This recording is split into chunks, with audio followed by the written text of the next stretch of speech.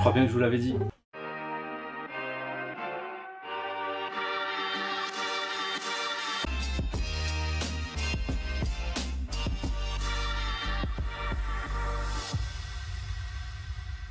Salut à tous, comme son titre l'indique, nous allons voir ce qu'est un Minsky moment et quelle va être la suite des événements dans les semaines à venir. Alors, le Minsky moment, c'est un moment à partir d'un seuil à partir duquel, comme je vous l'indique sur l'image, et c'est pas moi qui le dis, c'est Wikipédia, c'est un seuil à partir duquel l'aiguille en fait entre dans ce on peut dire un cercle vicieux. Donc c'est une spirale de baisse qui va être auto-entretenue à partir de ce moment. Et il se trouve que ce Minsky moment, nous l'avons atteint lundi dernier, enfin dans la nuit de dimanche à lundi, vers 4 h du matin, lorsque la Russie a lancé son offensive pour détruire le système anti-aérien ukrainien basé au nord de l'Ukraine, donc du côté de la Biélorussie. Et donc à partir de maintenant, à partir de ce moment, ce qui s'est passé, c'est que les marchés se sont réveillés avec la gueule de bois. Moins 4% pour les marchés européens, moins 2% pour les marchés américains. Mais ils n'ont pas fait que se réveiller avec la gueule de bois, parce que sur le coup il a fallu accuser le coup sur les marchés. C'est aussi que le cours des matières premières s'est envolé à des sommets encore jamais atteints. Bon, vous me direz, le pétrole par exemple est monté à 105 $ le baril. Ce qui fait mal, c'est de l'avoir à 2 € à la pompe. En 2008, à titre de comparaison, en 2008, on l'avait à 154 $, le pic qu'il avait atteint sur le marché, pour un prix à la pompe à 2,05 € à Paris. Aujourd'hui, on est déjà à 2 € et pourtant le baril n'a fait que taper une pointe à 105 $ le baril. D'ailleurs, il était déjà à 2 € dans ces stations avant même cet événement, avant même cette offensive russe sur l'Ukraine. Donc finalement, ce qui va se passer, c'est que cette spirale de baisse va effectivement s'auto-entretenir, comme telle est la définition du Minsky moment, en ce sens que vous allez avoir d'un côté l'Europe qui veut imposer des sanctions à la Russie, ce qui va forcer les cours du pétrole à monter, et donc l'inflation va encore s'accélérer, et de l'autre, il n'y a pas de solution, parce que, quand je dis de l'autre, il y a la possibilité de mettre en place un quantitative easing, mais ce n'est même plus envisageable, parce que le quantitative easing, c'est de revenir à ce qu'on a vécu pendant 2 ans, et vraiment pendant 2 ans, c'est-à-dire faire tourner la planche à billets, ce qui contribuerait à accélérer la dévaluation des monnaies qui entrerait dans ce nouveau quantitative easing, et ce qui accélérerait à nouveau l'inflation. Donc dans les deux cas, on risque de subir une accélération de l'inflation. Et ça, c'est pas bon du tout. Alors, ce qu'il faut retenir concrètement de cette image, c'est que le Minsky moment, nous l'avons dépassé. Et que maintenant, l'aiguille va se diriger vers le crash. C'est inéluctable. Alors oui, je sais, vous allez me dire que ça fait 2 ans que je prêche pour un crash, et que ça fait 2 ans qu'on l'attend tous. En même temps, dans l'histoire de la finance, dans l'histoire des marchés financiers, qui aurait pu prévoir que les banques centrales allaient intervenir aussi massivement et aussi durablement?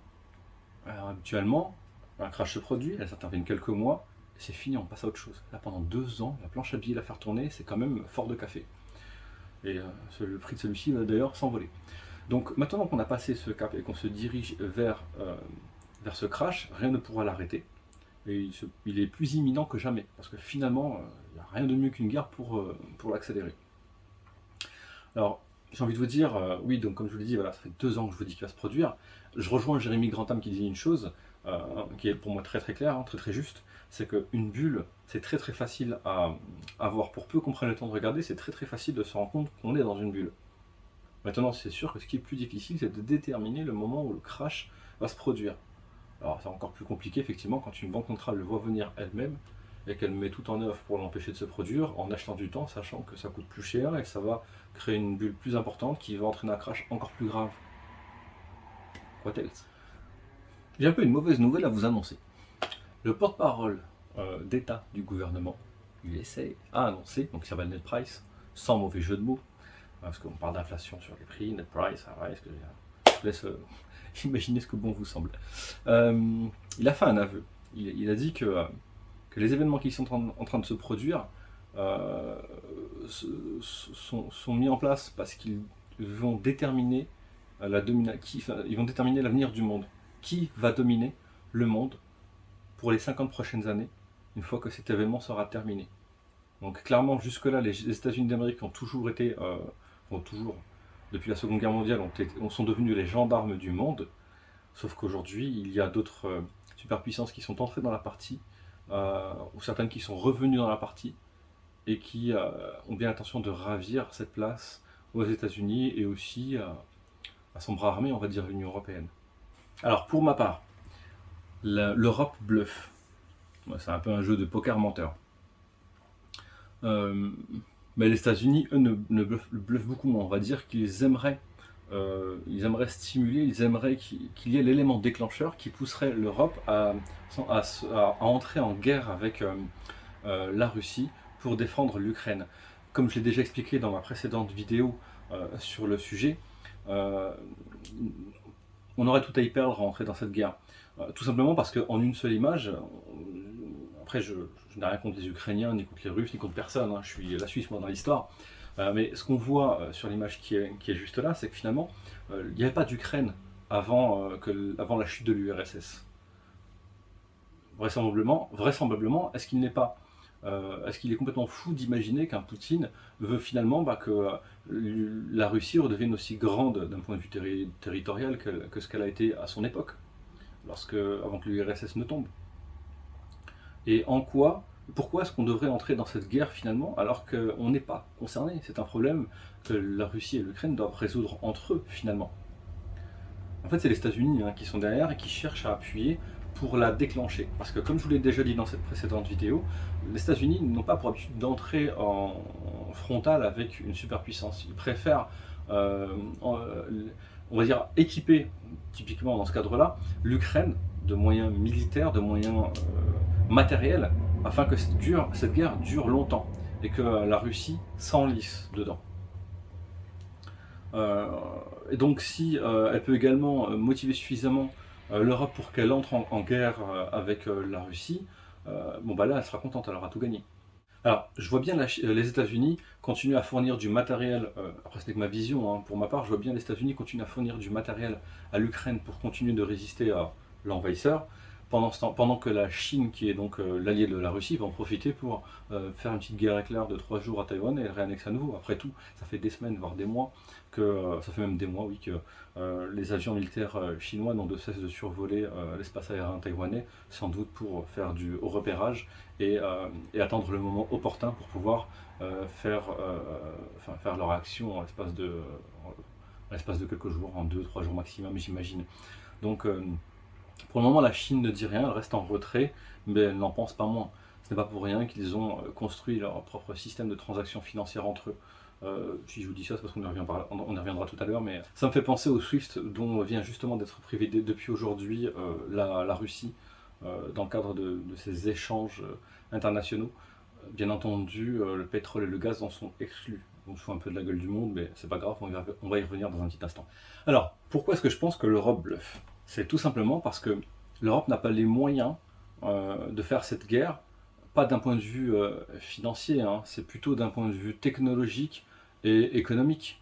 En ce sens que 40% des besoins en gaz de l'Europe sont couverts par la Russie. 34% des besoins en pétrole sont couverts par la Russie. Alors certes, Biden a annoncé qu'il a arrangé les choses, il a signé un accord pour le compte de l'Europe avec les Émirats Arabes Unis pour nous fournir ce dont nous allons avoir besoin sur ces deux matières premières, mais ça ne suffira pas. Donc c'est très très gentil à lui. Pendant ce temps-là, ne vous inquiétez pas, je me suis occupé de tout avec les Émirats Arabes Unis. Vous pouvez continuer à avancer dans le conflit avec la Russie afin de soutenir l'Ukraine qu'on souhaite intégrer à l'OTAN en violation des accords que nous avons signés sur le sujet il y a un petit moment maintenant, mais c'est pas grave. Elle est belle. Elle est très très belle l'histoire. Ouais. Donc si je devais vous faire un dessin, imaginez, nous avons des moyens militaires, des véhicules qu'on a besoin d'envoyer sur le front avec des soldats qui ne pourront pas rouler avec du carburant étant donné qu'on s'est fâché avec celui qui nous fournit le carburant, mais on veut qu'il continue à le fournir pour aller le défoncer. C'est quand même une histoire de fou. Donc je vois pas comment non plus est-ce qu'on peut se chauffer et faire tourner nos usines sans le gaz qu'ils nous fournissent. Donc c'est un petit peu du foutage de gueule. Donc oui, bien sûr, c'est un coup de bluff. C'est doublement un coup de bluff parce que lorsque Poutine a détruit les systèmes antiaériens ukrainiens, il en a profité pour ne pas leur laisser le temps de réagir à nos dirigeants, à nos chers dirigeants européens, ni même au gouvernement américain, en ce sens qu'il a tout de suite fait un discours où il a clairement dit que quiconque enverrait des troupes euh, pour soutenir l'Ukraine entrerait en conflit direct, en conflit armé direct avec la Russie. Et là encore, on n'a pas les moyens technologiques de se défendre. Alors certes, en termes de PIB, la Russie, son PIB est égal à celui de l'Espagne au mieux, pour un pays aussi gigantesque. Mais il n'empêche qu'ils sont les numéro 1 sur le monde sur le plan technologique. Je ne parle pas du nombre de missiles dont ils disposent, je parle de la qualité de ceux-ci. J'ai envie de dire, ils en ont moins, ils sont de bien meilleure qualité. Donc on a des missiles, on a déjà des torpilles, les fameuses torpilles Poséidon dont je vous ai parlé dans ma vidéo, à nouveau, il y a une dizaine de mois de ça, qui sont capables de déclencher des tsunamis sur les côtes de pays avec qui ils entreraient en conflit. Ça pour le moment c'est les seuls à l'avoir. Je parle également des missiles balistiques qui sont littéralement capables de faire le tour de la Terre. Des missiles balistiques, c'est des missiles qui vont à plus de 10 000 km/h, et en plus de ça, ils sont capables, comme je voulais vous le montrer dans cette petite vidéo, du coup je vais me taire un petit moment pour vous permettre de visualiser un petit peu leur équipement, mais ils ont quand même des missiles qui sont capables de se déplacer, c'est-à-dire que s'ils perçoivent dès qu'ils captent une menace, d'autres missiles qui lui foncent dessus par exemple, ils vont être capables de se déplacer sur les côtés, on va dire, pour simplement l'esquiver et continuer vers sa cible. Il peut également passer par le pôle sud et avant de remonter vers le continent américain, nord-américain, pour pouvoir frapper sa cible. On ne pourrait pas le voir venir, littéralement. Donc d'un point de vue technologique, il ne faut surtout pas se frotter à la Russie, ça c'est très clair.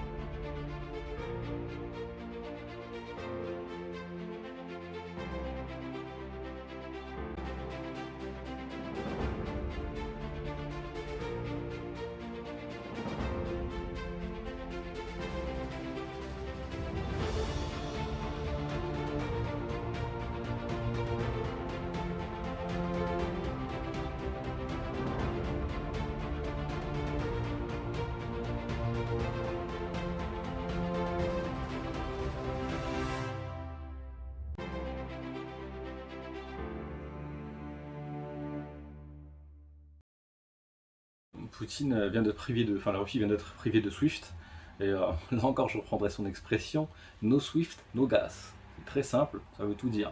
Preuve en est d'ailleurs que dans la semaine, c'était mercredi ou jeudi je crois, il a ordonné plutôt à un de ses pétroliers de faire demi-tour. Il était en direction, en pleine mer Atlantique, il était en direction des États-Unis pour les approvisionner en pétrole, il a fait demi-tour, fin de l'histoire. Donc là c'est manière de dire, je vais vous montrer que je plaisante pas. Donc là encore, comment est-ce que les États-Unis vont pouvoir faire tourner leur économie si leur principal fournisseur de pétrole, on va dire, ne le fait plus? Alors, encore une fois, voilà, je crois que j'en suis au troisième coup de bluff. Donc les États-Unis, voilà, ils veulent pousser les autres à se battre, mais ils veulent pas entrer en conflit direct, parce que forcément les États-Unis sont une puissance sur le déclin. Ils savent très bien qu'ils n'ont pas moyen d'affronter une superpuissance déjà en direct, et encore moins d'en affronter deux. C'est-à-dire d'un côté la Russie sur le territoire de l'Ukraine, et de l'autre Taïwan, la Chine sur le territoire de Taïwan. Donc c'est pas possible pour elle d'être sur les deux fronts. Surtout que les deux ont des technologies plus avancées que les États-Unis. Donc d'une certaine manière, oui, l'hégémonie américaine, elle ne réside plus que dans sa monnaie, que dans le dollar finalement. Parce que d'un point de vue technologique ou économique, elle a été dépassée très clairement par la Chine et par la Russie à ce point. Comme je vous l'ai dit tout à l'heure, notre bon vieux Biden a été arranger un accord avec les Émirats Arabes Unis afin de s'assurer qu'ils vont augmenter leur volume de livraison, on va dire, de gaz et de pétrole pour le compte de l'Europe, afin qu'ils se permettent de se passer de celui de la Russie, dont ils sont très très clairement, enfin nous sommes très très clairement dépendants. C'est complètement désintéressé de la part de ce bon vieux Biden, sérieusement. Donc si je reviens sur ce que je vous ai dit tout à l'heure sur Mr. Price, l'objectif là qui arrive, c'est de redessiner un petit peu le monde, hein, de redéfinir dans ce nouvel ordre mondial, ou de garantir en tout cas aux États-Unis que dans ce nouvel ordre mondial, ils demeureront les numéros 1. Ce qui clairement n'est plus vraiment le cas, hein, mais, simplement qu'ils refusent de se l'avouer à eux-mêmes qu'ils ont déjà transmis le témoin malgré eux. Finalement, quelque part, tout ça, ça me rappelle, ça me rappelle que ça fait partie du grand projet, le Great Reset, vous savez, le grand redémarrage, la grande réinitialisation. Je vais faire un parallèle avec ce qui s'est passé avant la Seconde Guerre mondiale. On a d'abord eu la grippe espagnole. Quelques années après, on a eu le crash de 1929. Et quelques années après, on a finalement enchaîné avec une Seconde Guerre mondiale. Donc là, on a le Covid. On est au bord du crash, hein, des marchés. Et dans la foulée, on enchaîne avec, pour le moment, ça ne reste qu'une hypothèse, pour moi une hypothèse forte, mais ça n'engage que moi, j'espère que je me trompe, très clairement, mais on risque d'enchaîner sur une troisième guerre mondiale.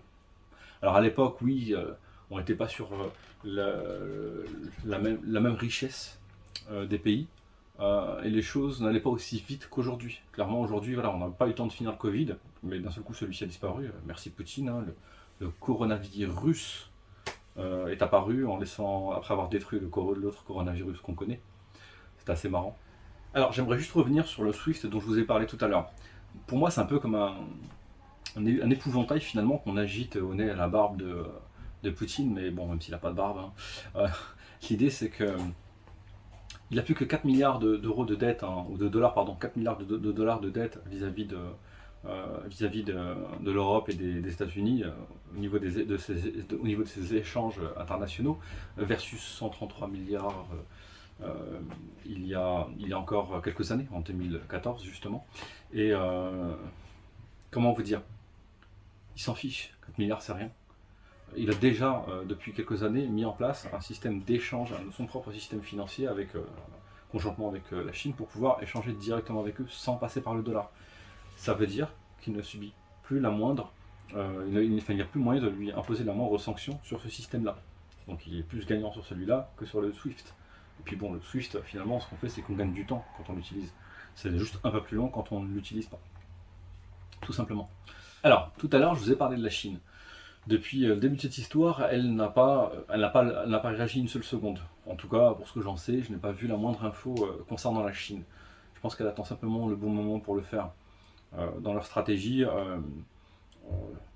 Bah, quoique, hein, un des membres du gouvernement chinois a posté les 2 posts que je vous affiche ici, en rappelant un petit peu que toute cette merde finalement qu'on vit dans le monde, bah, c'est un peu la conséquence de ce qu'a fait les États-Unis depuis de nombreuses décennies maintenant. Mais au-delà de ça, finalement, elle ne dit rien de plus. Xi Jinping ne dit rien, ne mouffe pas un mot. Je pense qu'il attend simplement la bonne occasion pour le faire. Et ça risque de surprendre et de faire très très mal. Encore une fois, j'en reviens à Taïwan. Finalement, ce conflit qui a démarré, à mon sens, cela n'engage donc que moi, s'il doit avoir une origine, même deux je dirais, la première c'est qu'on des accords ont été signés par le passé afin de garantir que l'Union européenne ne s'étendrait pas jusqu'aux frontières de la Russie. Typiquement en intégrant l'Ukraine à l'OTAN. L'OTAN, pour reprendre le terme de Macron, est en état de mort cérébrale. Le fait est que si l'OTAN intègre l'Ukraine, il placerait les batteries de missiles sur le territoire ukrainien et placerait Moscou à seulement 3 minutes de tir de missiles. Vladimir s'est montré très clair sur le sujet, il a dit « niet ». Et je le dis en russe, mais j'ai pas l'accent. Donc finalement, pourquoi est-ce qu'on défie cet accord qui a été signé depuis longtemps et qui pour Poutine est une ligne rouge qu'il n'est pas envisageable une seule seconde de franchir? Pourquoi ne resterions donc pas nous, Européens, à notre place? Si on le fait, la seule conséquence que ça aura, ce sera d'apporter la paix. Si on s'y refuse, ça va mal finir. Tout simplement. Quelque part, si je devais faire un parallèle, je le ferais avec la crise des missiles à Cuba. L'objectif, enfin l'idée était un peu la même, c'était que Cuba était anti-américain, très clairement, et donc l'idée c'était d'installer des systèmes, des batteries de missiles à destination du territoire américain, donc à seulement quelques minutes de portée de missiles des USA. Et donc ça a déclenché une crise qui a failli exploser, qui a failli littéralement exploser. Donc finalement les choses se sont calmées, espérons qu'elles vont continuer de se calmer. Car il est vrai qu'après tout, Poutine est très très clair sur le sujet. Lui, son territoire, il ne bouge pas. Il est bien présent la Russie n'a pas cherché à s'étendre dans le monde comme l'a fait l'OTAN. La Russie est plutôt dans ses frontières, à part 2 bases militaires qu'elle a dans les pays limitrophes, dans des pays qui lui sont limitrophes. Dans le reste du monde, elle n'y est absolument pas présente. En tout cas, clairement pas d'un point de vue militaire, contrairement à l'OTAN. Et c'est bien l'Europe qui, depuis qu'elle s'est constituée avec la France-Allemagne, n'a fait que s'étendre, se déployer, et forcément, les pays, on ne va pas les chercher dans l'eau, on va les chercher dans le continent, et donc en direction de la Russie. Ce qui lui déplaît fortement, on peut le comprendre. Donc comme je vous l'ai dit au début de cette vidéo, les semaines qui arrivent vont être décisives, tout simplement parce que la fête est finie. Bon, c'est un petit jeu de mots. La fête est finie, mais en soi, la fête est effectivement finie. Pourquoi? Encore une fois, parce que si on se prive du pétrole et du gaz russe, ça va induire une forte inflation, ça va fortement accélérer l'inflation sur absolument tout, hein, toutes les matières premières. Le pétrole a commencé par le pétrole et le gaz a commencé, ce qui fait que l'action de Macron qui est en train de détruire EDF ne servira à rien, n'aura servi à rien plutôt. Et bien entendu, finalement, il y a toute une suite d'événements qui vont se suivre en cascade, hein. C'est-à-dire que le pétrole et le gaz sont plus chers, et donc pour produire d'autres matières, pour les transformer, ça va également coûter plus cher, etc. etc. Donc c'est un cercle vertueux dans lequel on va entrer, qui nous conduira au crash, hein. Et de l'autre, encore une fois, si on met en place un quantitative easing, on va faire que dévaluer notre monnaie, ce qui va donc accélérer l'inflation. Donc quand je dis que la fête est finie, que la Fed est finie, au final c'est plutôt vrai. Donc c'était tout pour aujourd'hui. J'espère que j'étais clair, que vous m'avez compris. Nous allons voir ce qui va se passer dans les jours et semaines qui viennent. Prenez soin de vous en attendant, et puis à bientôt pour une nouvelle vidéo. Ciao ciao.